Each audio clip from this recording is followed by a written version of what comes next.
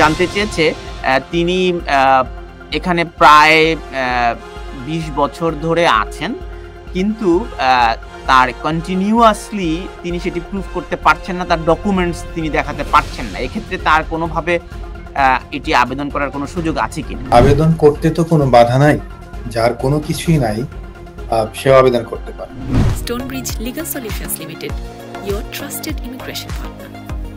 একজন জানতে চেয়েছে তিনি এখানে প্রায় ২০ বছর ধরে আছেন, কিন্তু তার কন্টিনিউয়াসলি তিনি সেটি প্রুফ করতে পারছেন না, তার ডকুমেন্টস তিনি দেখাতে পারছেন না। এক্ষেত্রে তার কোনোভাবে এটি আবেদন করার কোনো সুযোগ আছে কিনা? তানভীর ভাই, আবেদন করতে তো কোনো বাধা নাই, যার কোনো কিছুই নাই সেও আবেদন করতে পারে। আপনি জেনে অবাক হবেন যে আমি প্রচুর আবেদন দেখেছি, যে যেমন ধরেন কেউ হয়তো 2007-এ এসেছে, হ্যাঁ, 2009-এ তার জন্য আবেদন করা হয়েছে যে অ্যাজ ইফ সে এই দেশে 14 বছর ধরে থাকছে। এখানকার অনেক নামি দামি সলিসিটার্স রয়েছে, অনেক নামি দামি ফার্ম রয়েছে যারা এরকম হাজার হাজার অ্যাপ্লিকেশন করেছে। একটা লোক হয়তো এসেছে 3 বছর হয়েছে, তাকে দেখানো হয়েছে যে 14 বছর ধরে এই দেশে থাকছে। সো এটা তো বেসিক্যালি হোম অফিস তো ইজিলি এটাকে ট্র্যাক করতে পারে। আগে যখন 14 ইয়ার্সের, এখন যে 20 ইয়ার্সের অবৈধভাবে থাকা, আই মিন ওভারস্টে থাকার পর যে অ্যাপ্লিকেশনটা করতে পারে, সেটা আগে ছিল 14 ইয়ার্স। এর আগে আরো কম ছিল। যখন 14 ইয়ার্স ছিল, তখন কিন্তু তারা বিভিন্নভাবে বিভিন্ন লেটার, বিভিন্ন মানুষের এটা সেটা দিয়ে প্রুফ করার চেষ্টা করেছে।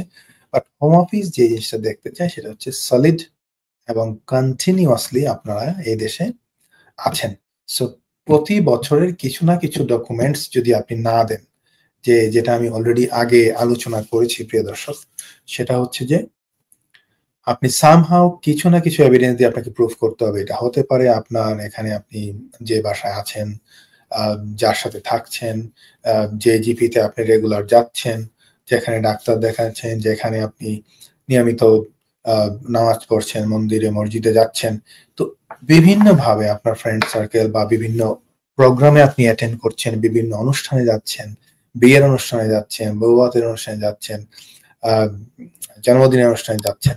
এই যে বিষয়গুলো, এইগুলোকে যে আপনাকে সবগুলোকে একসাথে করে আপনাকে ছবি সহ বা সামহাউ কোনো এভিডেন্স, বা আপনি যেখানে কাজ করেছেন এটা ইলিগালি হোক, আই মিন উইদাউট ডকুমেন্টস হোক, সেখান থেকে যদি আপনারা ডকুমেন্টস প্রোভাইড করতে পারেন সামহাউ, তাহলে কিন্তু প্রুফ আপনি, সোজা কথা হচ্ছে আপনাকে কিছু না কিছু ডকুমেন্ট দিয়ে প্রুফ করতে হবে, আদারওয়াইজ এই আবেদনটা গৃহীত না হওয়ার সম্ভাবনাই বেশি by the home office. Undocumented অবস্থায় আসলে তার কি কোনো রাইট থাকে? তিনি যদি কাজই করতে না পারেন, তিনি যদি ব্যাংকে যেতে না পারেন, ব্যাংক অ্যাকাউন্ট খুলতে না পারেন, ব্যবসা প্রতিষ্ঠান পরিচালনা করতে না পারেন, এখানে তো আনডকুমেন্টেড নাগরিকদের কাজ দেওয়ারও বাধ্যবাধকতা রয়েছে। কোনো এমপ্লয়ার যদি আনডকুমেন্টেড কাউকে কাজ দেয়, তাকে তো 10,000 পাউন্ড সম্ভবত, আমি যদি ভুল না করি, জরিমানা হয়। এখন অনেক বেশি তানভীর ভাই, এটা কয়েক গুণ বেশি করে ফেলেছে। আপনি গুগলে সার্চ দিলে এখনই পাবেন। তো এটা অনেক গুণ বেশি, আগে 10,000 পাউন্ড ছিল এক সময়।